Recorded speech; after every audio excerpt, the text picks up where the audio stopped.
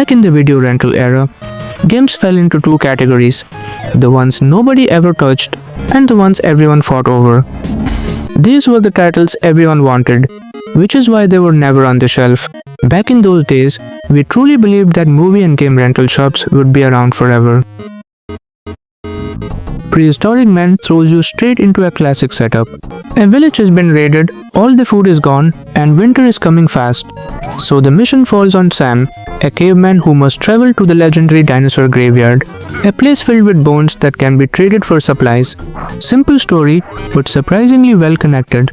Instead of random levels, the game builds a chain of objectives. Early on, you meet an inventor who needs a real lion's skin to craft a glider. You hunt the lion, bring it back, and in the next stage, you finally use that tool to progress. This makes everything feel connected. Not just another level, but part of a journey.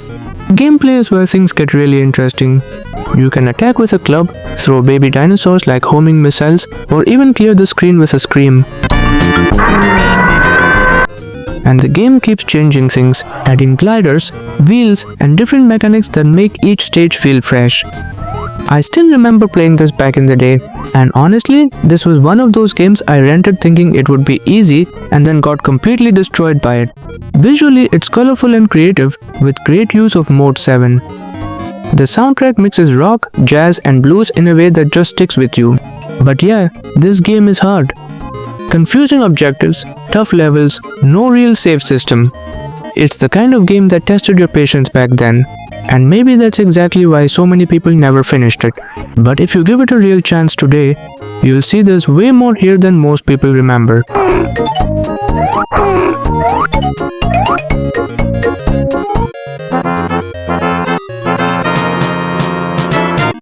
Megaman X2 takes place 6 months after the first game.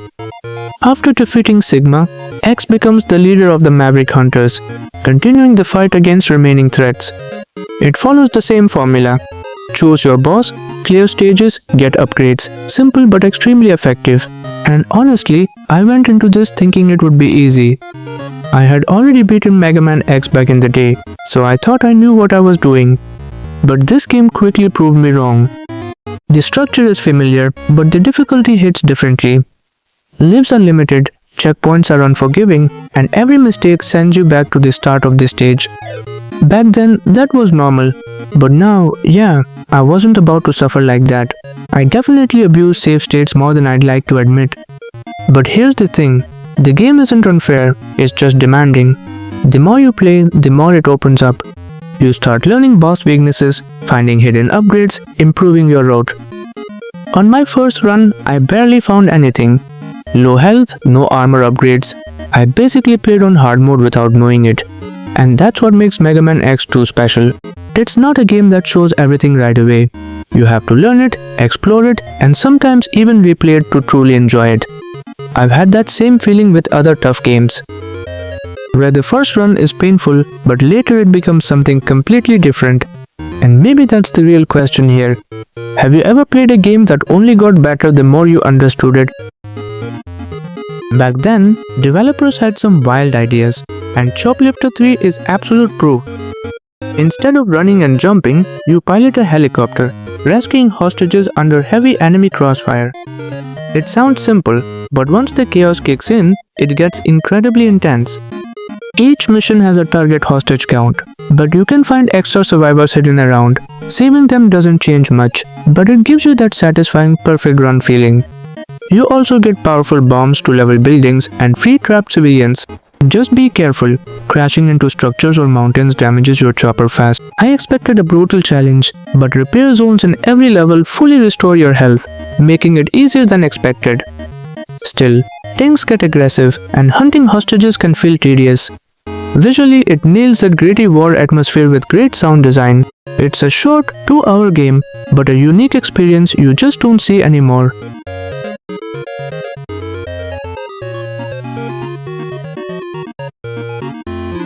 Released in 1992, Contra 3: The Alien Wars is the first and only Contra game on the Super Nintendo. It continues the series that started on the NES with Contra and Super C, bringing everything to a new level on 16-bit hardware, and you feel that upgrade immediately. The graphics are far more detailed, with complex stages, multiple layers, and enemies coming from everywhere. Mode 7 also plays a big role. Some stages switch to a top-down perspective with rotation and zoom effects, adding variety to the gameplay. You'll also face sections with futuristic bikes, intense explosions, and even moments where you hang on to missiles while fighting enemies at the same time. I still remember renting this game thinking it would be manageable and getting completely overwhelmed, because this game is brutal. Captain Commando is one of those classic arcade beat-em-ups that brought its chaotic energy straight to the SNES. The setup is simple. Metro City is in trouble again, but this time in a futuristic setting. Captain Commando and his unique team, Ninja, Mummy, and Baby Commando, step in to clean up the streets. Honestly, the game doesn't waste time with deep stories or long intros. You just jump straight into pure action. The gameplay is straightforward but fun. While enemies aren't the smartest, they challenge you through sheer numbers and positioning. What really stands out is the character variety, from Captain's fire attacks to Baby Commando's wild moves. I remember thinking this game would be brutally hard, but it's actually pretty manageable, especially in co-op. Playing with a friend cuts the difficulty in half and makes everything twice as fun. It might not be the most complex game out there, but it's an absolute blast to pick up and enjoy.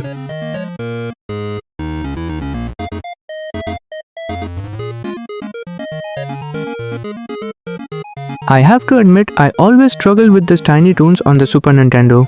Not because I wasn't good at platformers, I always did fine, but this game, it's just way tougher than it looks.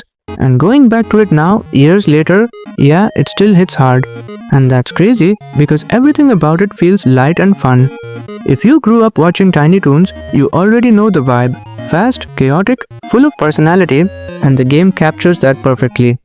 The visuals are super colorful, the animation is smooth, and everything feels like a playable cartoon.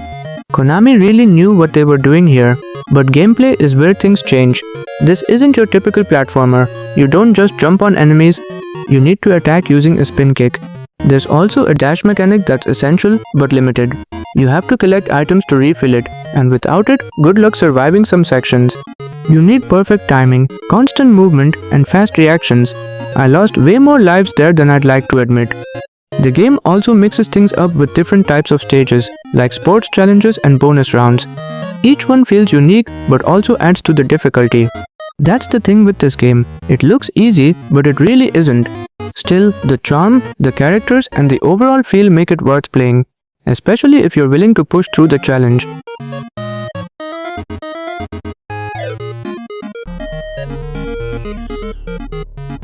I still remember the first time I saw Super Metroid.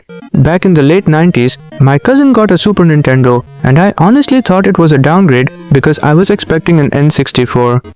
But once I saw that cartridge, everything changed. The more I played, the more it pulled me in. The game doesn't hold your hand. It drops you onto Planet Zebes with no tutorials or big arrows. Just you, your curiosity, and a world full of secrets. It teaches you how to play without saying a word. Shooting a random wall and suddenly finding a hidden upgrade? Man, nothing beats that feeling. It tested my patience with backtracking, but when everything clicked, it felt incredibly rewarding. And that ending, fighting Mother Brain with almost no health, thinking it was over, only to be saved at the last second, it still gives me chills. Later, I even mastered it enough to hit that under 3-hour run. That's what makes Super Metroid special. It's not just nostalgia. Even today, it remains a total masterclass in exploration and game design.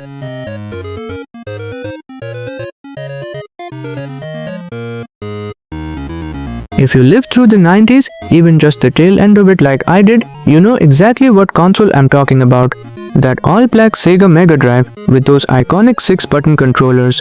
Mine came with a cartridge called Top 10 Mega Drive Games, and honestly, that thing shaped my entire taste in games. That's where I discovered Flicky. And man, what a simple yet frustratingly addictive game. You control a small blue bird, rescuing little chicks scattered around the stage while avoiding enemies. Mostly cats at first, then frogs start showing up too. Sounds easy, right? It's not. Flicky is one of those games that looks harmless but quickly turns into chaos. The more chicks you collect, the more you have to protect, and one mistake can ruin everything. I used to think it felt hard because I was a kid, but going back years later, yeah, it's still tough. You're thrown into darker areas with fewer resources and way more pressure. I remember feeling proud just reaching those later levels. That's how brutal it gets. Even compared to bigger Sega titles, Flicky feels smaller, simpler, and maybe that's why people forget about it. But not me, because no matter how many times I got frustrated, it was always that little bluebird that made me pick up the controller again. And honestly, that says everything. Castle of Illusion was one of the first big hits on the Sega Mega Drive, proving what the console could do even before Sonic arrived. You play as Mickey Mouse on a mission to rescue Minnie from the witch Miserable. It's a simple story, but it delivers a fantastic adventure. What really stands out is the atmosphere. Each level feels like stepping into a magical fantasy world, from enchanted forests to toylands. For a 16-bit game, the animations are incredibly smooth and packed with classic Disney charm. The gameplay is simple but solid. Mickey attacks with a unique bounce mechanic that also helps him reach higher areas, and you can throw items like apples and marbles for variety.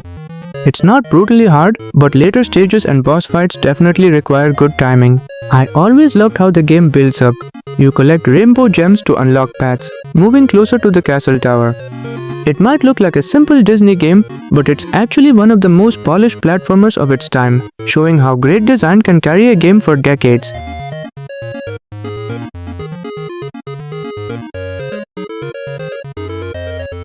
There was a time when ninjas were everywhere. Not the loud anime type we see today, but silent, deadly, and insanely cool. And Shinobi 3 captures that feeling perfectly. This is one of those games that made you feel like a true ninja. You play as Joe Musashi, facing the return of the New Zed organization, now led by the mysterious Shadow Master. And from the very first stage, you already know this isn't just another platformer. It's fast, it's stylish, and it demands skill. Compared to its predecessor, Shinobi 3 feels smoother and more refined. The controls are tighter, the movement is faster, and Joe now has way more abilities, from wall jumps to aerial attacks and even defensive moves. I still remember how satisfying it felt to chain attacks together, throwing shurikens mid-air, landing a slash, and moving on without stopping. The game constantly mixes things up too. One moment you're running through classic stages, the next you're riding a horse, dodging enemies at full speed, or even surfing with insane precision. It keeps you on your toes the entire time, and the bosses, they hit hard. Each one feels like a real test of everything you've learned so far. What really stands out though is the flow.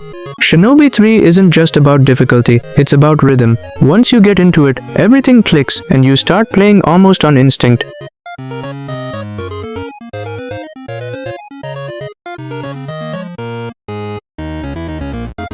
And man, looking back at all these games, it's crazy how much they shaped us. These weren't just games you played for a few minutes and forgot. These were the ones you rented, struggled with, talked about with friends, and kept thinking about even when you weren't playing. Some of them made us rage. Some of them we never even finished. But all of them, they stayed with us. And honestly, that's what makes them special. So now I want to know from you, which of these games did you grow up playing? And which one gave you the hardest time? Drop it in the comments. If you enjoyed this kind of throwback, don't forget to like the video and subscribe for more retro gaming stories, hidden gems, and pure nostalgia. Because trust me, there are still a lot of classics we need to talk about.